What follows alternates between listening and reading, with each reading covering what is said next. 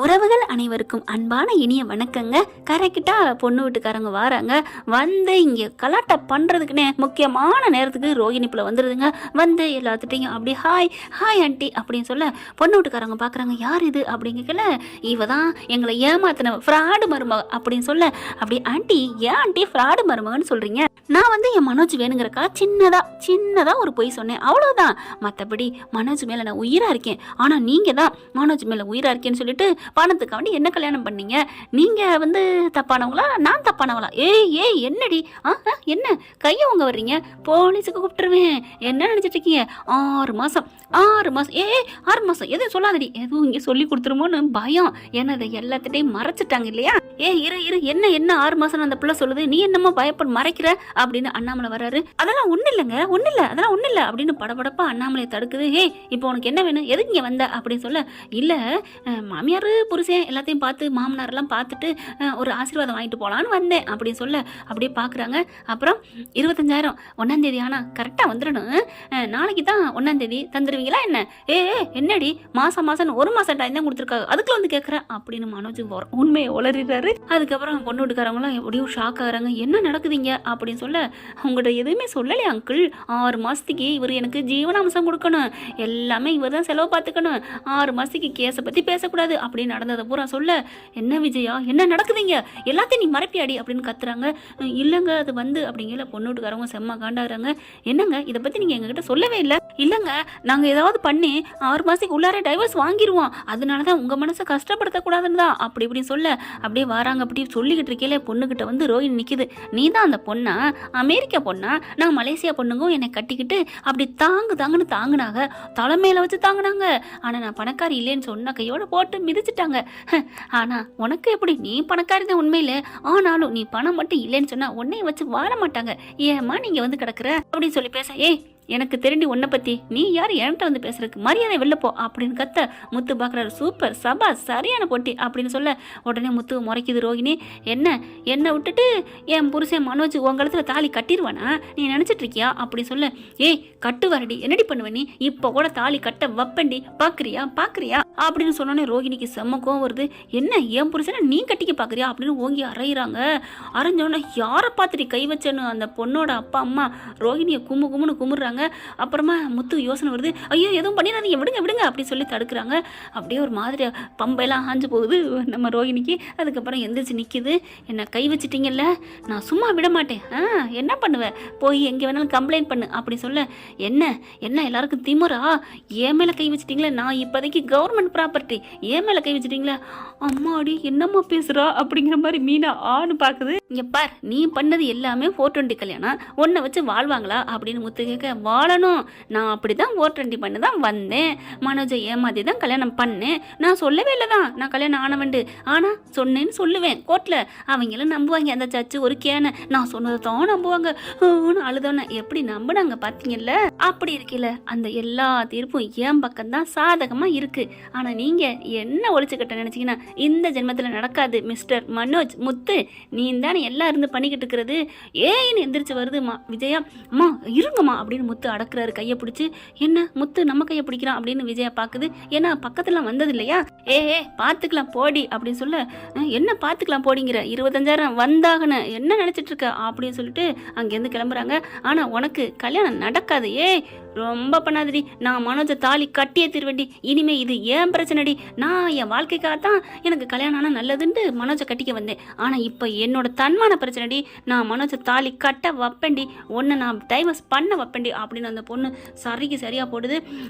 அப்படின்னு மறுபடியும் கோவம் வர கையை பிடிச்சி அப்படியே அந்த பொண்ணு ரோஹிணி கனி அப்படியே இருங்குதுங்க. ஓடிச்ச கையோட அம்மா அப்படின்னு ரோஹிணி கத்துது. ஏன்டி இங்கே வந்து மானங்கடத்தனமாக நின்றுக்கிட்டு இருக்க, போடி அப்படின்னு மீனா கத்த அப்படியே முறைக்குது. எல்லாத்துக்கும் காரணம் நீங்கள் 2 பேரும் தானே, முதல்ல உங்கள் 2 பேரையும் நான் இல்லாமல் பண்ணுறேன் பாரு அப்படின்னு சொல்லி கிளம்ப, அம்மா தாயே இந்தா உன் பேக் விழுந்து கிடக்கு எடுத்துகிட்டு போ அப்படி சொல்ல எடுக்கிறாங்க. அதுக்கப்புறம் ரோஹிணி போயிருதுங்க.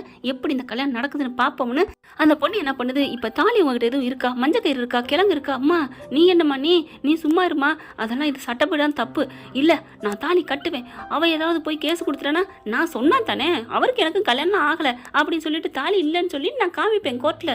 அட்டே அப்பா இந்த 420 வேலை அவளோட நிற்கட்டுமா, வேணாம்மா, அது சீக்கிரம் நான் ஒரு ஐடியா வச்சுருக்கேன், எல்லாம் பயப்படாதீங்க அப்படின்னு சொல்ல, என்ன பயப்படாதீங்க என்ன அப்படிங்கிற, இங்கே பாருங்க அப்படின்னு மொபைலை காமிக்கிறாரு. முத்து எல்லாத்தையும் காமிச்சோன்னே ஆடி போகிறாங்க. என்னடா என்ன எடுத்திருக்க, நான் அடிச்சிட்டேனே, அவங்கள பொண்ணு வீட்டுக்காரங்க நான் அடிச்சிட்டேனே. இருங்க ஃபர்ஸ்ட்லேருந்து பார்த்தா நம்ம அடித்தது தப்பு இல்லைன்னு தெரியும். ஏன்னா அவள் உங்கள் பொண்ணை ரொம்ப கேவலமாக பேசியிருக்கா, நம்ம சும்மா பார்க்கத்தான் வந்தோம், அதுக்கே இவள் பேசியிருக்கா, அந்த கூமுட்ட நீதிபதி அப்படிங்கிறதும் பதிஞ்சிருக்கு, நான் பொய் சொல்லித்தான் வந்தேங்கிறதும் பதிஞ்சிருக்கு பாருங்க அப்படி சொல்ல, டே முத்து நீ இந்த ஆண்டா இப்போ தானே என் புள்ள அப்படின்னு நெத்தி வாருதுங்க. முத்தை பிடிச்சி முத்துக்கு அவ்வளோ சந்தோஷம், அம்மா அப்படின்னு சொல்லிட்டு அவ்வளோ ஒரு ஹாப்பி ஆகுறாரு. அம்மானோன்னே இங்கே மனோஜுக்கு பக்குங்குது. ஆனாலும் அதாவது தான் மட்டும் அம்மா தன்னை மட்டும்தான் கொஞ்சம் நினைக்கிறாருங்க. இப்படி ஒரு பச்சை பிள்ளை மாதிரி மைண்ட் செட்டில் இருக்காரு.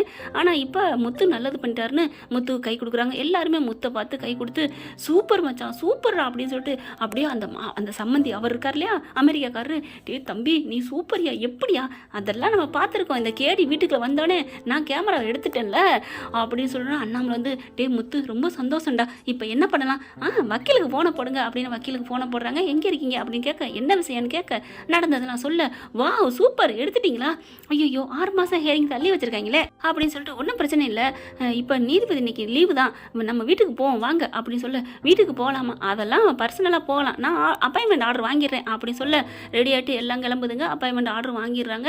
நீதிபதி வீட்டுக்கு போனால், என்ன கிருஷ்ணாராம் உன் கேஸ்லேயே இந்த கேஸு பயங்கர டிஃபிகல்ட்டாக இருக்கும் போல இருக்கே, ஆமாங்க சார் ஆமாம் அப்படிங்கிறாங்க. அந்த பொண்ணு உண்மையிலே அழுகிற மாதிரி இருக்குது, நல்லவளாகவும் தெரியுது, ஆனால் கொஞ்சம் நடிக்கிறாளோ, கொஞ்சம் இல்லைங்க அப்படின்னு சொல்கிறாங்க. என்ன சொல்கிற, நிறையா நடிக்கிறா, அவள் ஃபுல்லாகவே நடிகைக்காரி அப்படி சொல்ல, என்ன எல்லாரும் வந்துட்டாங்களா வாங்க வாங்க அப்படி சொல்லி உட்கார வைக்கிறாங்க. என்ன இந்த மாதிரிலாம் ஒரு அர்ஜென்ட்னா தான் வந்து தனிமையாக சந்திக்கணும், இப்போ என்ன அப்படிங்கல, இல்லைங்க நான் அர்ஜென்ட் தான், இது அர்ஜென்ட் மாதிரி தான், 6 மாதத்துக்கு எங்கெங்க போகிறது, அவங்களால ஜீவனாம்சம் கொடுக்க முடியுமா என்ன, இப்போ என்ன சொல்ல வரீங்க சொல்லுங்க அப்படிங்கிறாங்க. ஆமாங்க அவங்க பொய் சொல்லி கல்யாணம் பண்ணுவாங்களாம், அப்புறம் அவங்களுக்கு ஜீவனாம்சம் கொடுக்கணும் என்னங்க அர்த்தம் அப்படிங்கிறாங்க. இப்போ என்ன சொல்கிறீங்க சொல்லுங்க. இல்லை முத்து மீனாவும் ஐயா மன்னிக்கணும் அப்படிங்கிறாங்க. அட என்னன்னு சொல்லுமா அப்படிங்கிற இந்த ஃபோனை கொடுக்குறாங்க. இதை பாருங்க நாங்கள் ஒன்றும் சொல்லவே அவசியம் இல்லை, என்ன ஃபோனில் இருக்குது, அது ஒன்றும் இல்லை, அது வந்து அப்படின்ட்டு சொல்லுங்க. இல்லை மனோஜுக்கு ஒரு பொண்ணு பார்த்துருக்காங்க. ஓ அதுக்குள்ள இன்னொரு பொண்ணா, அதுதான் நாங்கள் சொல்கிறோமே, இப்போதைக்கு பார்த்து வச்சுக்குவோம், அப்புறம் டைவர்ஸ் ஆனதுக்கப்புறம் கல்யாணம் முடிச்சுக்கலான்னு பொண்ணு வீட்டுக்காரங்க வந்திருந்தாங்க. என்ன அது வழக்கத்துக்கு மாறா மாப்பிள்ளோட தானே பார்க்க போகணும் அப்படின்னு சொல்ல, அவர் நல்லா நீதிபதி நல்லா ஜாலியாக தாங்க இருக்காரு.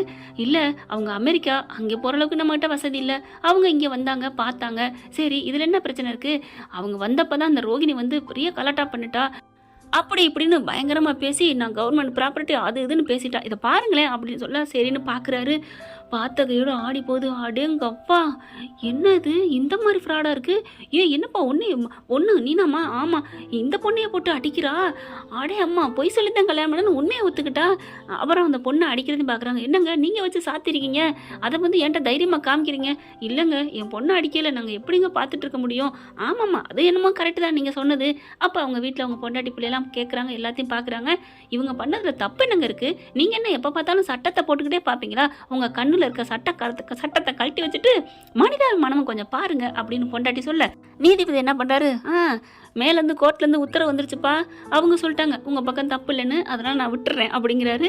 என்ன பண்ணுறது, எல்லாரும் இப்படி பார்த்து சிரிக்கிற மாதிரி பார்க்குறாங்க, ஆனால் அடக்கிக்கிறாங்க. என்ன உங்களுக்குலாம் சிரிப்பு வருதா, சிரிச்சிருங்க, சிரிப்பு வந்துட்டா சிரிச்சிடணும் அப்படின்னு நீதிபதி சொல்ல கொஞ்சம் சிரிக்கிறாங்க முத்து மீனா எல்லாரும். ஆனால் விஜய் அப்படியே முறைக்குது, என்னம்மா முறைக்கிற பேசாம இருமா அப்படின்னு சொல்லிட்டு, ஏன்னா நான் அவ்வளோ சிரிப்பாக தானே சொன்னேன், உலகத்தில் எப்பேற்பட்ட ஆண்டாலும் அவன் பொண்டாட்டிக்கு அடங்கித்தான் போகணும் அப்படின்னு சொல்லிட்டு, அதுக்கப்புறம் இந்த பொம்பளை இப்படி பண்ணுதா, சரி பார்த்துக்கலாம், 6 மாதங்கிறது வேஸ்ட்டு, நாளைக்கு வேலை இருக்குது, இன்னொரு கேஸ் இருக்குது, அடுத்த வாரம் வாய்தா வருது, ஆனால் எல்லாரும் வாயை கட்டிக்கிட்டு இருக்கணும், இந்த விஷயம் வெளியே தெரிஞ்சால் ஒன்றும் பண்ண முடியாது.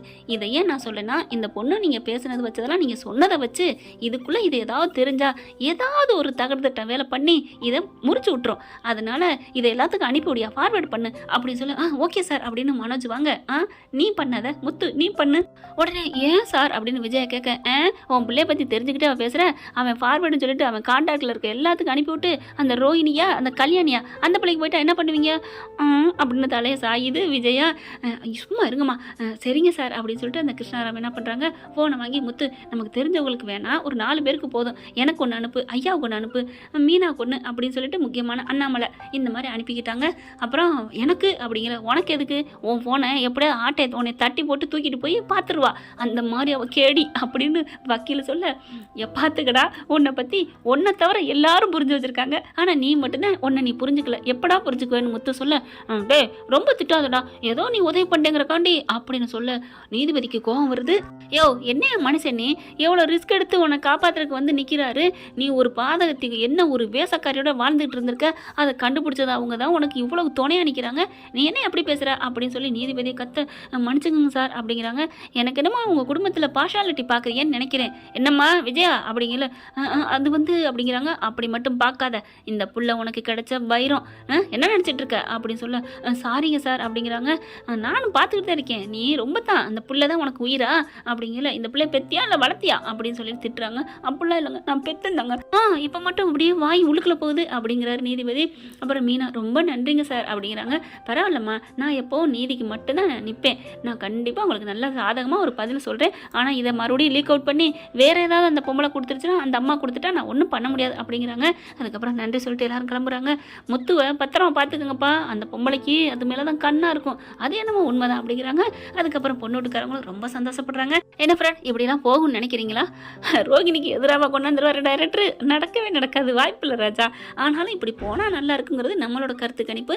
பார்க்கலாம் என்ன நடக்க போகுதுன்னு. Thank you friends. இந்த வீடியோ உங்களுக்கு பிடிச்சிருந்தா தயவு செய்து லைக் பண்ணுங்க. இன்னும் அப்டேட்ஸ்க்காக சேனலை சப்ஸ்கிரைப் பண்ண மறக்காதீங்க. நம்ம கிட்ட இருக்க எல்லா சேனல்ஸோட லேட்டஸ்ட் வீடியோ அப்டேட்ஸ்க்காக மேல ரைட் சைடுல காட்டுற லிங்கை கிளிக் பண்ணி வாட்ஸ்அப் குரூப்ல ஜாயின் பண்ணுங்க. உங்களிடம் விடைபெறுவது நான் உங்கள் மெஹர்.